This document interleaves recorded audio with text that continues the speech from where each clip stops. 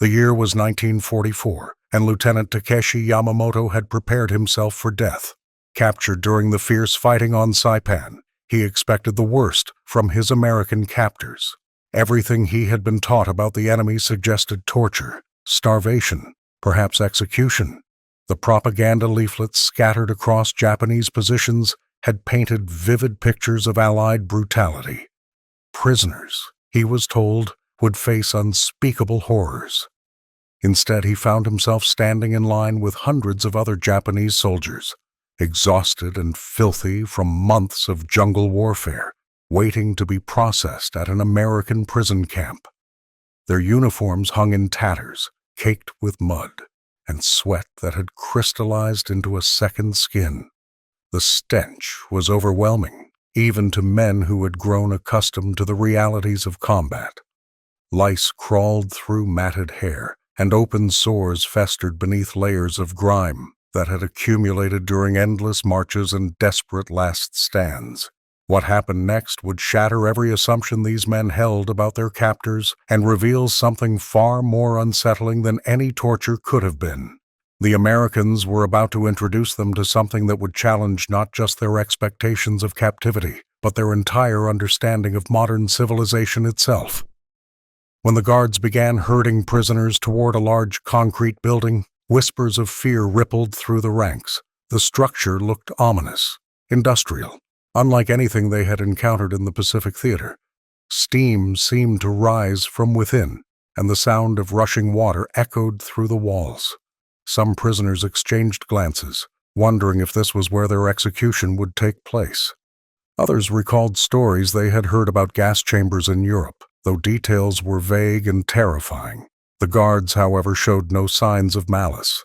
They moved with routine efficiency, checking names against lists, directing groups of men toward the mysterious building. Their faces carried neither cruelty nor satisfaction, just the bored professionalism of soldiers completing another mundane task. This casual indifference was perhaps more unnerving than outright hostility would have been. As the heavy doors swung open, the prisoners found themselves face to face with something none of them could have imagined. Rows upon rows of metal fixtures protruded from the walls, connected by an intricate network of pipes that snaked across the ceiling. The air was thick with moisture and carried a strange chemical scent that burned their nostrils. Chrome surfaces gleamed under harsh electric lights, reflecting their bewildered faces back at them in distorted fragments. The guards began shouting orders in English, gesturing impatiently for the men to remove their clothing. Panic spread like wildfire through the group. This was it, they thought. This was where they would meet their end, stripped of dignity before being stripped of life. Hands trembled as they unfastened buttons and buckles, each piece of clothing falling to the concrete floor with a wet slap. Standing naked and vulnerable, the prisoners huddled together, trying to shield themselves from both the guards' eyes and the cold air that seemed to seep from the walls. Their bodies told the story of months in hell. Ribs protruded sharply beneath skin stretched tight over bone. Tropical ulcers had eaten away at arms and legs, leaving angry red craters that wept pus and blood. Rashes covered torsos like angry maps of suffering, and every man bore the telltale signs of malnutrition that had become their constant companion. Then came a sound that made them all freeze in terror. A mechanical hiss filled the air, followed by the roar of rushing water. But instead of gas or poison, something miraculous began to fall from the ceiling. Hot water, clean and endless, cascaded from the metal fixtures in powerful streams that seemed to have no beginning and no end. The shock was immediate and overwhelming. Steam rose in billowing clouds, enveloping the prisoners in warmth they had not felt in months. The water was hot, almost scalding, yet it felt like salvation itself against skin that had known only cold rivers and stagnant puddles. Some men stood frozen in disbelief, afraid to move lest this impossible luxury disappear. Others reached out tentatively, as if the streams might burn them or vanish like a mirage. But this was no illusion. The water was real, abundant, and seemingly limitless. It poured from dozens of nozzles simultaneously, creating a thunderous symphony that drowned out their gasps of amazement. For men who had rationed every drop of drinking water, who had gone weeks without washing, who had learned to ignore the constant itch of parasites and infection, this display of abundance was nothing short of miraculous. Guards began distributing bars of soap, thick white rectangles wrapped in paper that smelled of antiseptic and flowers. The prisoners held these alien objects with reverence, turning them over in their hands like precious artifacts. Soap had been a luxury beyond imagination during their service. In the field they had scrubbed with sand, with leaves, with whatever rough surfaces they could find. The idea that their captors would provide such abundance to enemy soldiers seemed impossible. Slowly, hesitantly, the men began to move under the streams. The water struck their shoulders and backs with gentle force, washing away layers of filth that had seemed permanently bonded to their skin. Brown rivulets swirled around their feet and disappeared down drains, carrying with them months of accumulated misery. The soap lathered unexpectedly, creating thick white foam that clung to their bodies and lifted away grime they had forgotten existed beneath. As the initial shock wore off, something profound began to happen. The fear that had gripped them started to dissolve along with the dirt. This was not torture. This was not execution.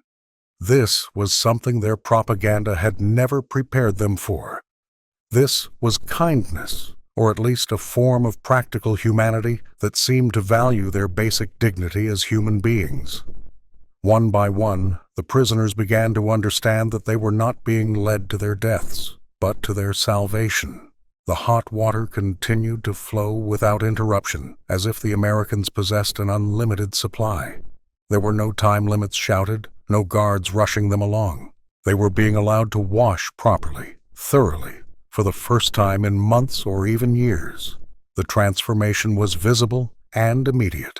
Skin that had been gray with accumulated filth began to reveal its natural color. Hair matted with grease and debris started to separate into individual strands. The constant burning sensation of lice and fleas began to subside as the parasites were washed away in the torrent. Open wounds, exposed to clean water for the first time, began to look less angry and infected. But perhaps most shocking of all was the realization dawning on each man as he stood beneath that impossible abundance of hot water. The enemy they had been taught to hate, the Americans they had been told were barbaric and cruel, had just provided them with luxury beyond anything their own army had ever offered. In captivity, behind enemy barbed wire, they were cleaner and more comfortable than they had ever been while fighting for the Emperor. This revelation would prove to be only the beginning. As the water continued to cascade around them, washing away months of accumulated suffering, the prisoners began to understand that everything they thought they knew about their captors might be wrong. And if they were wrong about something as simple as hygiene, what else might they have been wrong about? The questions multiplying in their minds were as endless as the streams of hot water that continued to pour from the ceiling, promising answers they were not yet ready to comprehend. The silence that followed was perhaps more profound than the initial shock of the water itself. As the prisoners stood beneath streams that seemed to defy everything they understood about warfare and captivity, a strange calm settled over the concrete chamber. The sound of rushing water created a cocoon around their thoughts, muffling the harsh reality of their situation and replacing it with something almost dreamlike. Many found themselves closing their eyes, letting the warmth penetrate deeper than their skin. The sensation was overwhelming not just physically, but emotionally. Some began to weep, though whether from relief, shame, or simple exhaustion, they could not say. The tears mixed with the water streaming down their faces, becoming indistinguishable from the cleansing flow that surrounded them. A young soldier from Hokkaido, barely 19 years old, discovered that his hands were shaking as he worked the soap across his chest. Not from cold or fear this time, but from the sheer impossibility of what was happening. He remembered his mother heating water over a wood fire back home, measuring each precious drop for his weekly bath as a child. Here, water flowed without end, hot and pure, as if drawn from an infinite well. The guards continued to watch with that same professional detachment, occasionally barking orders when someone lingered too long in one spot or failed to scrub thoroughly enough. But there was no cruelty in their supervision, no sadistic pleasure at watching enemy soldiers in vulnerable states. They treated the entire procedure as routine, as mundane as distributing meals or counting heads during roll call. This casual attitude proved more unsettling to the prisoners than any display of hatred might have been. It suggested that such abundance was normal for Americans, that hot water and soap were not precious commodities to be rationed and hoarded, but everyday necessities available even to captured enemies. The implications were staggering for men who had grown up in a society where every resource was carefully measured and distributed according to rigid hierarchies. As the initial cleansing continued, the prisoners began to notice details that had escaped them in their first moments of shock. The fixtures were not crude or improvised, but precisely engineered, with valves and controls that regulated temperature and pressure. The building itself showed signs of careful planning, with proper drainage, ventilation, and lighting designed specifically for this purpose. This was not a hastily constructed facility, but permanent infrastructure built to accommodate large numbers of people requiring thorough decontamination. The soap, too, revealed levels of sophistication that amazed them. It produced rich lather that did not sting open wounds or irritate sensitive skin. The scent was clean and medicinal, suggesting ingredients and manufacturing processes far beyond anything they had encountered. Some prisoners found themselves examining the bars with scientific curiosity, marveling at their uniformity and quality. Time seemed to stretch and compress simultaneously in that steaming chamber. Minutes felt like hours as the men savored sensations they had nearly forgotten existed. Yet the experience also passed too quickly, each moment of warmth and cleanliness precious beyond measure. They began to understand that this was not just washing, but a form of resurrection, bringing them back to a state of humanity they had lost somewhere in the jungles and trenches of war. The transformation was not merely physical. As layers of grime disappeared, revealing skin that had been hidden for months, something deeper was being cleansed as well. The constant discomfort of filth, the burning itch of parasites, the shame of their own stench, all began to fade. For the first time since capture, some felt recognizably human again. An older sergeant, a veteran of campaigns in China and Manchuria, found himself remembering the public baths of his youth, the ritual of communal washing, the social bonds formed in hot water and steam, the dignity that came from cleanliness. But those memories now seemed quaint compared to this industrial abundance, where traditional baths had required careful preparation and shared resources. Here, water flowed as freely as rain, heated by mysterious mechanisms that never seemed to tire. The Americans had somehow made luxury mundane, turning what should have been a rare privilege into routine procedure. This casual mastery over basic human needs spoke to a level of technological and economic development that dwarfed anything the prisoners had imagined possible.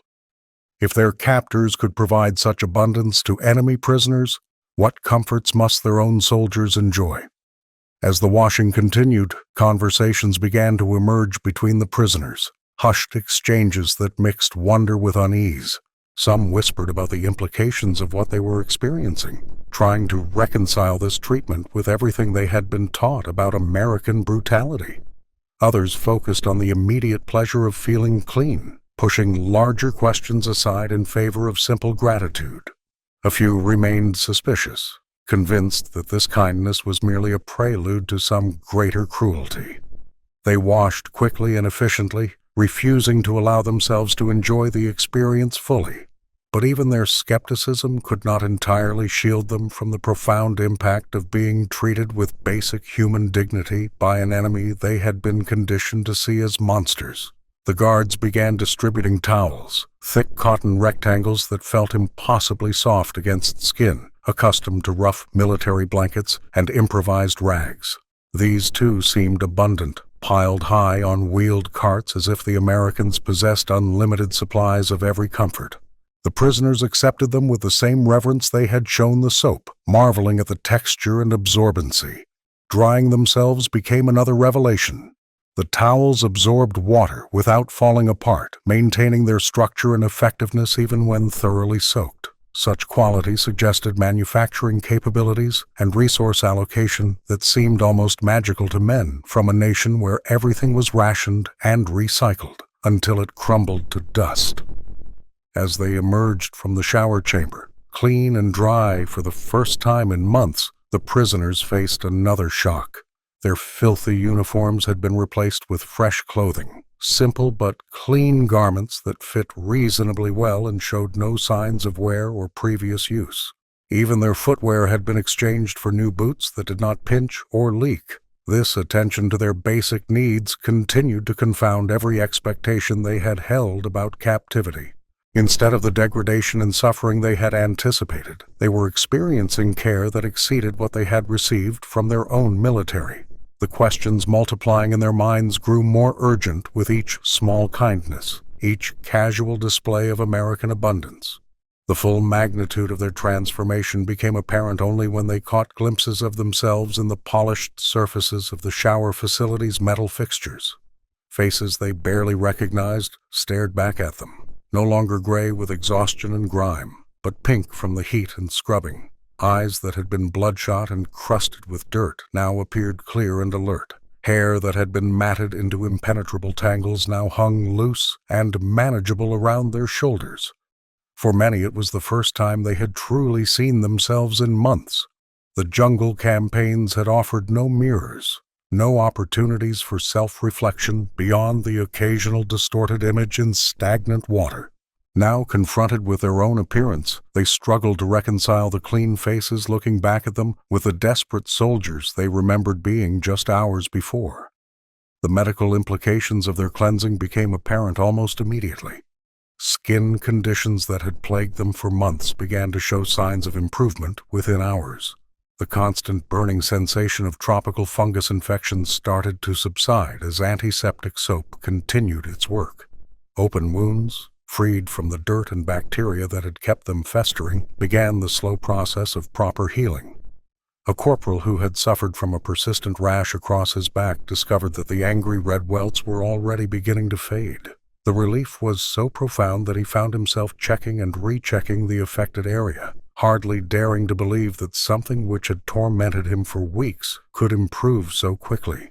The simple act of being clean, it seemed, was more powerful than any medicine he had known. The Americans had stationed medics near the exit of the shower facility, men in white coats who examined each prisoner with clinical efficiency. They applied ointments to wounds, checked for signs of serious infection, and made notes on clipboards with the same casual professionalism that had characterized the entire process. To the Japanese, accustomed to military medicine that consisted largely of endurance and improvisation, this systematic medical attention was yet another shock. One medic, a young man who might have been their own age, treated a prisoner's infected leg wound with gentle hands and careful attention. He cleaned the area thoroughly, applied antiseptic that stung but felt healing, and wrapped it in clean white bandages that seemed impossibly pure and abundant. The prisoner, who had expected the wound to eventually cost him the leg, watched in amazement as proper medical care was administered by an enemy soldier with no apparent grudge or malice. The psychological impact of cleanliness proved as profound as the physical benefits. Men who had shuffled through the facility entrance with the defeated posture of broken soldiers began to stand straighter as they emerged.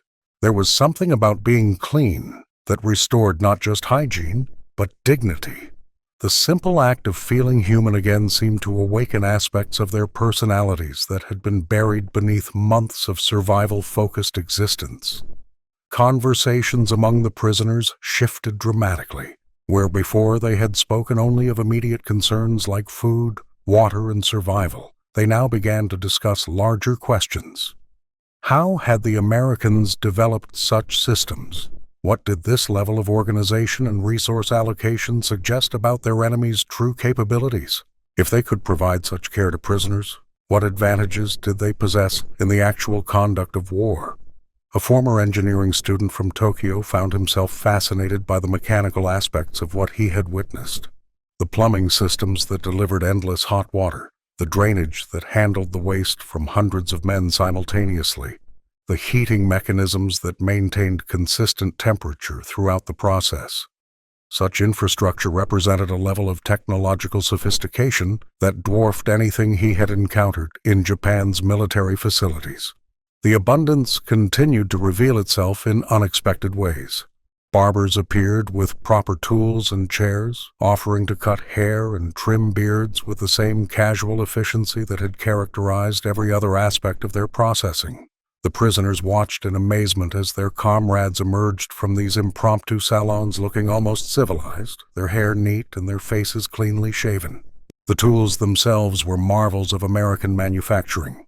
Sharp scissors that cut cleanly through the most tangled hair, razors that glided across skin without pulling or cutting, mirrors that provided clear reflections without distortion. Even the chairs were comfortable, padded and adjustable in ways that suggested a society where comfort was not a luxury, but an expectation. Some prisoners found the experience of being groomed by enemy soldiers almost surreal. The barbers worked with quiet concentration, treating each man not as a defeated enemy, but as a customer, deserving of professional service. They made small talk in broken Japanese, asked preferences about hair length, and took obvious pride in their work. The casual humanity of these interactions proved more disorienting than any interrogation could have been. As the day progressed, the full scope of American organizational capability became apparent. Hundreds of prisoners had been processed through the facility with assembly line efficiency, yet each man had received individual attention to his needs. The logistics of providing hot water, soap, towels, fresh clothing, medical care, and grooming services to such numbers simultaneously spoke to planning and resource allocation that seemed almost impossibly sophisticated. The guards who had supervised the initial shower process were replaced by others whose duties involved the next phase of processing. This rotation system ensured that no single group of Americans became overwhelmed or fatigued, maintaining the same level of professional service throughout the day. Two prisoners accustomed to military systems where exhaustion and improvisation were constant factors. Such smooth coordination was deeply impressive. Evening brought new revelations, as the prisoners were escorted to barracks that exceeded their expectations in every way. The buildings were solid and weatherproof, with proper beds rather than sleeping mats on the ground. Blankets were thick and warm, pillows soft and clean. Electric lighting provided illumination without the smoke and smell of oil lamps or candles. But perhaps most shocking of all were the bathroom facilities within each barracks. Indoor plumbing that provided running water at the turn of a handle, toilets that flushed waste away instantly, and wash basins with mirrors for daily grooming. Such conveniences had been luxuries even in peacetime Japan for most of the prisoners. To find them provided in an enemy prison camp seemed to confirm that they had entered a different world entirely. The first night in clean clothes, on clean sheets, in a clean environment, many prisoners lay awake staring at the ceiling. The absence of the constant discomfort they had grown accustomed to was almost disturbing. Without the distraction of itching, burning, and aching, their minds were free to contemplate the implications of their situation more clearly. Sleep, when it finally came, was deeper and more restful than any they had experienced in months. Bodies that had been fighting constant infection and irritation could finally begin the process of genuine recovery. The healing power of simple cleanliness worked its magic throughout the night, preparing them for revelations that would prove even more challenging to their understanding of the world. The morning light filtering through the barracks windows revealed transformations that went beyond mere cleanliness. As the prisoners stirred from the deepest sleep many had experienced in years, they discovered that their bodies had begun responding to proper hygiene in ways that seemed almost miraculous. Skin that had been raw and inflamed showed visible improvement. Hair that had been brittle and lifeless now felt softer to the touch. Even their breath, freed from the constant presence of infection and decay, carried less of the sour odor that had marked them as men living on the edge of survival. But it was the psychological changes that proved most profound. Men who had shuffled through the previous day's processing with the defeated posture of broken soldiers now moved with something approaching dignity. The simple act of feeling clean had restored aspects of their humanity that had been buried beneath months of accumulated filth and desperation. They caught themselves standing straighter, speaking more clearly, even making eye contact with their guards in ways that would have been unthinkable just days before. The morning routine began with another revelation. Fresh water flowed from spigots in every barracks, available at any hour without rationing or supervision. Prisoners who had learned to hoard every precious drop found themselves face to face with abundance that seemed to mock their previous deprivation. Some stood at the wash basins for long minutes, simply turning the handles on and off, marveling at the consistent flow of clean water that appeared without effort or delay. Breakfast brought yet another shock to their understanding of captivity. Instead of the thin gruel and moldy rice they had expected, trays arrived laden with portions that seemed impossibly generous. Fresh bread, still warm from ovens they had not seen. Butter that spread easily across the surface, rich and yellow in ways that spoke of well-fed cattle and abundant resources. Coffee that steamed in ceramic cups, dark and bitter but somehow comforting in its strength. The prisoners ate slowly, almost reverently, afraid that this abundance might disappear if consumed too quickly. Many found their shrunken stomachs unable to handle the richness of properly prepared food after months of subsisting on whatever could be scavenged or stolen. Yet the very act of eating real meals, served on actual plates with metal utensils, restored something essential to their sense of civilized existence. Guards moved among the tables with casual authority, refilling coffee cups and ensuring that every man received adequate portions. Their faces showed neither cruelty nor particular kindness, just the professional detachment of men performing routine duties. This absence of malice proved more unsettling to many prisoners than outright hostility would have been.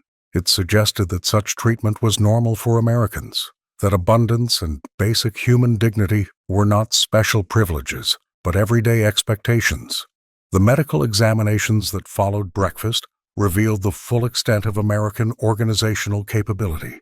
Each prisoner was processed through a series of stations where different specialists examined various aspects of their health. Dentists checked teeth that had received no care for months, applying treatments that promised to restore function and eliminate pain. Eye doctors tested vision that had been strained by jungle gloom and constant vigilance, prescribing glasses where needed from supplies that seemed inexhaustible. The thoroughness of these examinations amazed men who had grown accustomed to military medicine that consisted largely of endurance and makeshift remedies. Every wound was cleaned and properly dressed. Every infection was identified and treated with medicines that worked with startling effectiveness. Skin conditions that had plagued them for months began showing improvement within hours of receiving proper antiseptic care. One prisoner, a former schoolteacher from Kyoto, found himself particularly fascinated by the systematic nature of American medical practice. Doctors worked from printed charts and standardized procedures, ensuring that every man received the same level of care regardless of rank or origin. Medicines were dispensed from organized supplies that suggested manufacturing capabilities far beyond anything he had imagined possible in wartime conditions. The Americans maintained detailed records of every treatment administered, filing reports with the same bureaucratic precision they applied to every other aspect of camp operations. This attention to documentation spoke to a level of organizational sophistication that dwarfed anything the prisoners had encountered in their own military service. If such systems existed for enemy captives, what level of care must American soldiers receive? Afternoon brought work assignments that further challenged their expectations of prison camp life. Instead of backbreaking labor designed to break their spirits, prisoners found themselves assigned to tasks that seemed almost recreational. Some tended gardens where vegetables grew in neat rows, watered by sprinkler systems that delivered precise amounts of moisture at scheduled intervals. Others worked in workshops where they repaired equipment or crafted simple furniture. Their efforts compensated with small wages that could be spent at camp stores. The tools provided for these tasks were of quality that amazed men accustomed to equipment that barely functioned. Shovels that did not bend under pressure, hammers that struck true without loosening from their handles, measuring devices that provided accurate readings time after time. Such reliability in basic tools suggested a manufacturing base that could produce quality goods in quantities that seemed limitless. Even more surprising was the attitude of American supervisors who oversaw their work. These men treated the prisoners not as defeated enemies, but as workers deserving of proper instruction and fair treatment. They demonstrated techniques with patience, provided guidance when tasks proved difficult, and showed genuine satisfaction when prisoners mastered new skills. The absence of cruelty or exploitation in these relationships forced many to reconsider everything they had been taught about American character.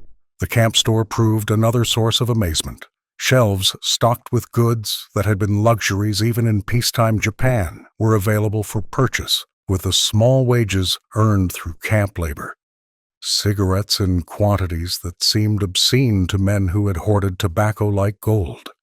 Candy and sweets that provided flavors they had nearly forgotten existed.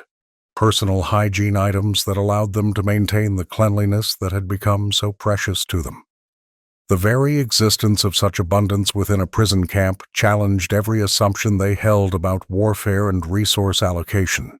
If Americans could provide such luxuries to captured enemies, what level of prosperity must exist in the homeland that supported such generosity? The implications were staggering for men who had been raised to believe in Japanese superiority and American decadence. Evening brought recreational activities that seemed to exist in a different universe from the harsh realities of captivity they had expected.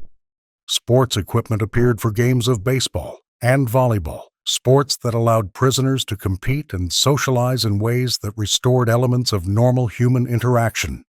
Books arrived in Japanese translation, providing mental stimulation that had been absent from their lives for months of survival-focused existence. The guards who supervised these activities showed genuine interest in the prisoners' enjoyment, sometimes joining games themselves or offering instruction in American sports. These casual interactions between captors and captives created moments of shared humanity that transcended the artificial boundaries of war. Laughter echoed across the compound as men who had been mortal enemies hours before found common ground in simple games and competition. But perhaps most profound were the evening discussions that began to emerge among the prisoners themselves. Men who had been too exhausted and demoralized to engage in meaningful conversation now found themselves debating questions that struck at the heart of everything they thought they knew about the world. How had the Americans developed such systems of abundance and organization? What did this level of technological and economic development suggest about the true balance of power in the war? A former naval officer who had witnessed the destruction of the Japanese fleet found himself comparing American industrial capability to what he had observed in his homeland. The casual abundance displayed in a prison camp suggested manufacturing and logistical capabilities that dwarfed Japan's most optimistic estimates of enemy strength. If such resources could be devoted to enemy prisoners, what overwhelming advantages did America possess in the actual conduct of warfare? These conversations revealed a growing crack in the ideological certainty that had sustained them through months of desperate fighting. The propaganda that had painted Americans as cruel and decadent seemed impossible to reconcile with the systematic kindness and professional competence they witnessed daily. Some prisoners clung stubbornly to old beliefs, insisting that this treatment was merely a trick designed to weaken their resolve. But the evidence of their own improved health and restored dignity was difficult to dismiss. The hot water that had cascaded from those shower heads carried more than soap and grime down the drains. It washed away the certainties these men had carried into battle, the absolute truths that had sustained them through months of desperate fighting. In its place flowed questions that would follow them for the rest of their lives. Questions about abundance and scarcity, about strength and weakness, about the true nature of the enemy they had been taught to despise. Years later, when survivors returned to a Japan reduced to rubble and ash, many would struggle to describe those first encounters with American hygiene practices. The endless hot water seemed like fantasy to families living without electricity or running water. The casual abundance of soap and towels sounded like propaganda to people who had forgotten what it meant to feel truly clean. But the memory lingered in ways that transcended mere physical comfort. It had been their first glimpse behind the curtain of American industrial might, their introduction to a society that could afford to extend luxuries even to captured enemies. The shock of that shower chamber had prepared them for revelations that would reshape their understanding not just of America, but of modernity itself. In the end, it wasn't the bars of soap or the streams of hot water that proved most transformative. It was the casual indifference with which these miracles were provided, as if abundance were not a gift, but a birthright. For men raised in scarcity, this glimpse of plenty would haunt them long after the last traces of American soap had faded from their skin, a reminder that the world they thought they knew had been far smaller than they ever imagined.